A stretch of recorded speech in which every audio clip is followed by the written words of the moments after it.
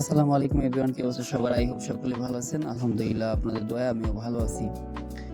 তো একটা প্রশ্ন করি, রেড সিগন্যালে দাঁড়ালে আপনি কি করেন? ক্লাস চেপে ফার্স্ট গিয়ারে দাঁড়িয়ে থাকেন নাকি নিউট্রাল করে দেন? আমি আগে সবসময় ক্লাস চেপে দাঁড়িয়ে থাকতাম, পরে জানলাম এই ছোট্ট অভ্যাস নিয়ে অনেকের ভুল ধারণা রয়েছে। আজকে পুরো বিষয়টা একদম সহজ ভাষায় বলছি। চলুন শুরু করা যাক। পয়েন্ট নাম্বার 1, প্রথমে একটা বিষয় পরিষ্কার করি, কয়েক সেকেন্ড ক্লাস চেপে দাঁড়িয়ে থাকলে বাইক নষ্ট হয়ে যাবে এমনটা না। অনেকে এটা মনে ভয় চেপে থাকে, আসলে ব্যাপারটা এতটা সহজও না, আবার এতটা ভয়ঙ্করও না। পয়েন্ট নাম্বার 2, ধরেন সিগনালে 1 মিনিট বা তার বেশি সময় দাঁড়িয়ে আছেন। এই সময় যদি ক্লাস চেপে ফার্স্ট গিয়ারে থাকেন তাহলে ক্লাস সিস্টেম অযথা কাজের মধ্যে থাকে। যদিও একদিনে কোনো সমস্যা হবে না, কিন্তু প্রতিদিন একই অভ্যাস থাকলে ধীরে ধীরে অপ্রয়োজনীয় ক্ষয় বাড়তে পারে। পয়েন্ট নাম্বার 3, তাহলে কি করবেন?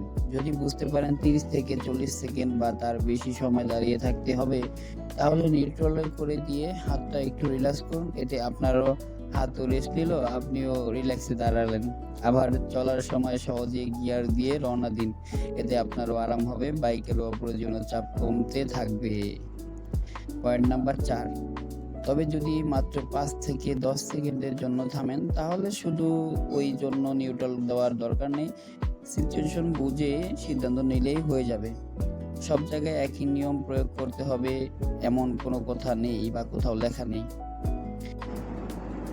পয়েন্ট নাম্বার 5, বাইক ভালো রাখতে বড় বড় খরচের আগে ছোট ছোট অভ্যাস বদলানো বেশি জরুরি। সময় বুঝে ক্লাচ ব্যবহার করুন, এতে রাইডিংও আরামদায়ক হবে আর অযথা চাপও কম পড়বে।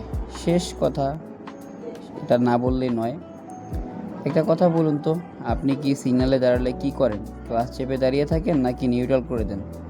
অবশ্যই কমেন্টে লিখে জানান। আর এমন বাস্তব বাইক টিপস পেতে রবি ভাই চ্যানেলটা সাবস্ক্রাইব করে পাশে থাকুন। দেখা হচ্ছে পরবর্তী কোনো ভিডিওতে। আল্লাহ হাফেজ।